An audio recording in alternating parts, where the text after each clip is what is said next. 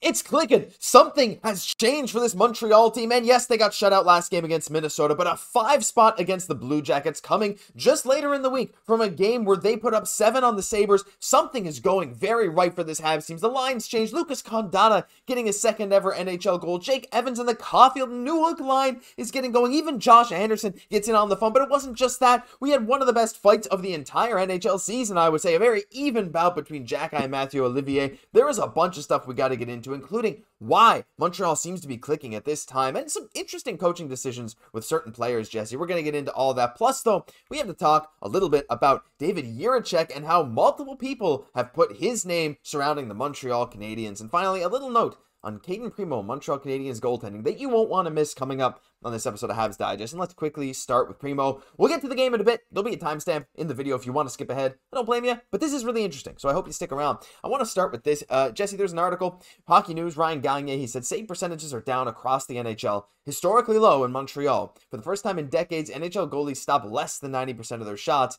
but the Habs are even less than league average. And, well, Montreal, they have Montembeault, they have Primeau. They're combining for an .875 save percentage. Last year with Jake Allen, I almost said Jake Evans, the Habs had a .902. But, this year, save percentages are lower than ever, but Montreal is even lower. And I just wanted to bring this up. You can feel free to pause and read it, but I'll summarize it. Basically, Stu Cowan in his mailbag said that he would have been ready to waive Primeau after allowing 5 goals on 14 shots against the Sabres. He basically says Hughes thinks Primeau is going to get waived. Hughes seems to have a lot more faith in Primeau than Stu Cowan does. Jesse, when you look at the save percentages around the league and you look at Cayden Primeau, are you at the point yet that maybe Stu is at where you're ready to just waive him and see what the Habs can do from an AHL goalie? Even though it's not easy, I think that, kind of taking a little bit more of the patient approach, when it comes to this, when we're looking at Primeau's number, which we did just recently, Josh, we saw that his numbers were up last year, but we're seeing a little bit of the rationale of why, again, his numbers are down from last year. You have to feel his numbers will kind of increase because he's shown that he can be better. Of course, it's not a huge sample size. We're just talking about 1 year in the NHL here. At the same time, though, it's there's some rumblings that they didn't want to go into the season with Montembeault and Primeau. So, I mean, if that's the case, that actually adds a lot of weight to this whole argument of, will Hughes kind of do something to kind of better this situation in the future? I want to see Primeau get it right. I think that he's going to have some more games to really kind of figure it out. But of course, we know that pressure is mounting on him. Yeah, it certainly is. He's got his shot right now. This is his chance to prove himself. And while he looked better last year than he did this year, like you said, Jesse, some regression to the mean in a positive sense might be due for him. But right now, he's not putting on a great show. So we'll just have to wait and see. I want to hear your guys' thoughts on him, even though he didn't play tonight down below. Because Monty certainly showed out. But I want to move on to the next thing. And we got to talk about David Jiricek. Now, there was a recent tweet here. It was talked about by Elliot Friedman on 32 Thoughts. In the aftermath of Dante Fabro being claimed off waivers by the Blue Jackets, the team we played tonight, they had Elliot Friedman, oh goodness, I'm sleepy, Elliot Friedman, wondering about David Jiricek's future. And he was like, maybe Jiricek could be gone, but tonight on the broadcast, Jesse, at the second intermission, Friedman had this to say. He said of Don Waddell, of course, Blue Jackets, he said Don Waddell hopes to sort out the Jiricek situation in the coming days. He's not playing again tonight. They now have a blocked-up right-hand defenseman spot, Jesse. He's 6'4", 204 pounds. He's an offensive defenseman. He's 20 years old. He's a former 6th overall pick, but he just can't get ice time in Columbus. There have been some rumblings that apparently he does not want to go down to the AHL, and the team kind of wants to put him there. There's some things on that front, thus a lot of people are saying, hey, he's a great target for Montreal. Get another highly touted right-hand D prospect. I'm not totally sold at getting another offensive defenseman, but being 6'4", there's always that kind of potential there for him. I know, Jesse, that maybe another young defense is not something you're super sold on, but what do you think about a guy like Jiricek, who's a former 6th overall pick? Well, again, we know that defensemen take a little bit longer. That's kind of balanced as well as we know that not every top 5, top 10 pick really pans out. And of course, he's going to have a long kind of runway to kind of prove himself there. By no means is his career over by any long shot right now. But you have to feel just for myself, it's that the Habs need a little bit more experience when it comes on their back end. And as well, maybe even kind of more of a defensive guy. I think we see a lot of guys on our defensive end that can more than handle the call offensively. So I think just kind of balancing things out in that way is really what the Habs need going forward. And the thing is, too, you got to imagine he's going to command a hefty price tag, despite not, like, this is one of those situations, Jesse, like, before we move on to the final thing, like, this is my mind on it. Like, former 6th overall pick. He's a huge defenseman. He's shown that crazy potential. Just can't quite get it going this year. It's the point where teams looking to buy are probably not willing to offer too much for him, but Columbus is saying, look what this guy could be, and are probably asking too much. And to me, again, like, if it comes down to something like that, that just doesn't seem like the kind of deal Kent Hughes would go for. No, absolutely not. But there's been like some rumors with Nemec, now with Jiricek as well. And obviously it is interesting because people are saying, like, should we kind of have a backup plan with Reinbacher right now with the injuries? I think that it's too early with him as well to kind of get out the jury. Like, obviously there's a lot more hockey to be played for that to kind of be figured out. But we know that this right-hand position is something important. We need somebody, whether it's young and old, that can kind of step in, into that place. You just have to feel like an older guy is kind of something that they would need a little bit more kind of going forward here at that position. Especially with David Savard potentially injured. Don't know how long. Upper body injury, as Elliot Friedman said. Nothing to do with trades, as he didn't play tonight's game. But very interesting. What do you guys think about David Jiricek? I mean, again, has that pedigree. He's a guy that, the summer, Jesse, we probably would have been all over him before seeing what this decor looked like in season. But hey, we'll just have to wait and see. Final thing. Oh, we got to get into the game. You guys know we love it to get into the game here.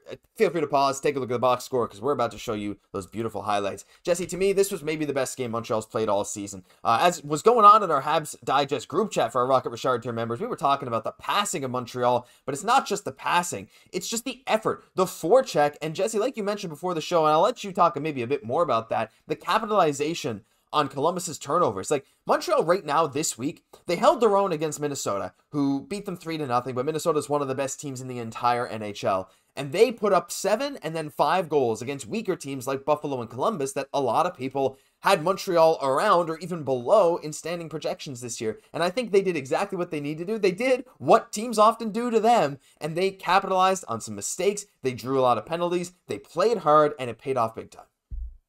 Yeah, that's a big thing for the Habs tonight, is that they kind of flipped the script where we see so many times that they were getting victimized from those turnovers in the offensive end, and they were kind of able to do it tonight as well, which is kind of so nice to see. And again, that came from playing good defense, making good decisions with the puck, knowing when to get it in deep as well, but also playing connected as well. We saw that their offense came from their defense, but absolutely with the passing, like, that was a big thing about the game tonight. Like, in that first period, I know that viewers are going to notice this too, like, the skill was starting to come out with this team, which was really big, and not just in making those passes, but also the reception of them, making quick decisions. We kind of saw that even more so on the power play. They were lucky, obviously, that, Columbus was a little bit undisciplined tonight, but we were really able to kind of string together those plays, which for me is so big, that not only were the Habs games playing a little bit of a stronger defensive game, but also that skill was there, which for me was just so important, kind of showing that chemistry of being connected as a team. For me, was a big part of the dub tonight. Yeah, it was a huge thing. And, the lines have been getting switched around a lot. And there was a lot of people throughout this game questioning what was going on with Slav, as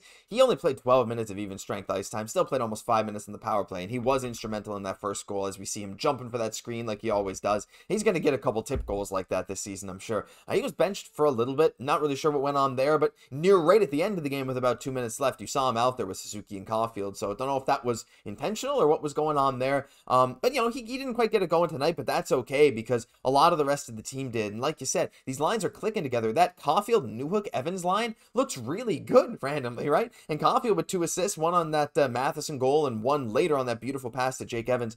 There's something going on right now, and I know Marty has come under fire for the defensive system, blah, blah, blah, blah, but this is a team that has looked very solid defensively for the last, the Buffalo game is a bit of a weird one because the goalies were not great either, at least the last 2 games. The defense has been improving week over week, but also, Jesse, these line changes that he's been doing, like, clearly these are not just to get a spark, it's to see who plays well with who, and, again, even a guy like Lucas Condata getting on the board because showing chemistry with Heineman and Armia, they all know where each other's going to be.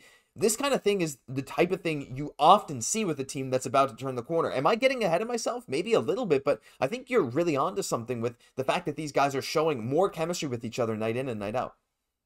It's so true. And a big thing of just playing the game the right way, those results, especially when you were as big of a hole as Montreal is in, it's going to take a little bit more work to kind of get out. Like but by having those right habits, again, the game does reward you if you're playing it that right way.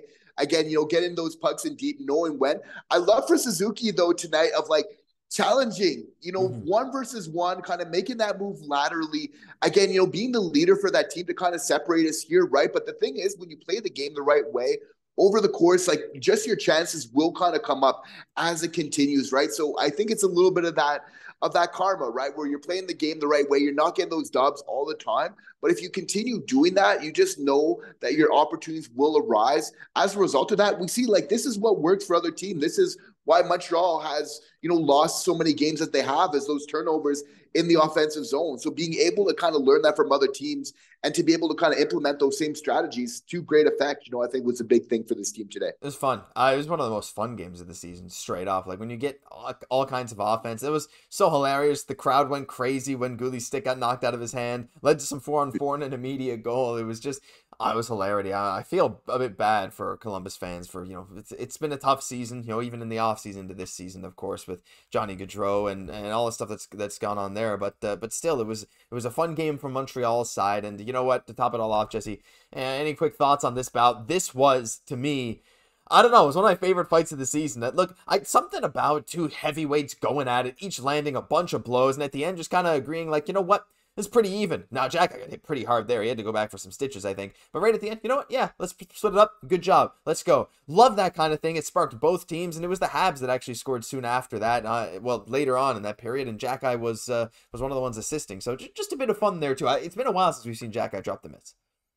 And I think we kind of needed to see that as well. We know why we love him, but once in a while, we just need that reminder because, again, it wasn't just the fact that he dropped the gloves, but it was the amount of heart that he showed in that, going back to the days of Don Cherry's Rock'em Sock'em, like with reckless abandon, just kind of letting them fly.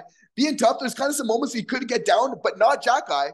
Most people would take a knee at that point. He keeps going. He keeps trucking. This was just an amazing fight. And again, it's a big thing just for the rest of the team. And it just kind of reminds us all of why we really love this player. Yeah, awesome stuff. Really fun game. Justin Barron was in the game as well because David Savard was out with an upper body injury. So anyway, that was an interesting little quirk there. He played fine. Been a while since we've seen him. And also just shout out Lane Hutson because we didn't talk about Lane Hutson, but he had some really amazing moves tonight. He did get an assist on that last Josh Anderson goal. So shout out there. There's so many guys we could talk about. Monty. Oh gosh, my God, you know what? I'm sorry. It's so hard to get to every single player sometimes. Samuel Montembeault, 962 save percentage. I mentioned it earlier. He was amazing too. It's hard to talk about everyone, but we have to condense this into a video. Guys, let us know your thoughts. I know a lot of you guys have a ton of thoughts about this game down below. We'd love to hear from you because that'll do it for this episode of Habs Digest. Gosh, fitting it all into one video is tough sometimes, but we do it for you guys. If you enjoy, leave a like, comment, subscribe down below. It's completely free, helps us out, and helps you out find all kinds of daily Habs content. I'm Josh Gosse, my co-host, Jesse Poirier. We'll catch you in the next one.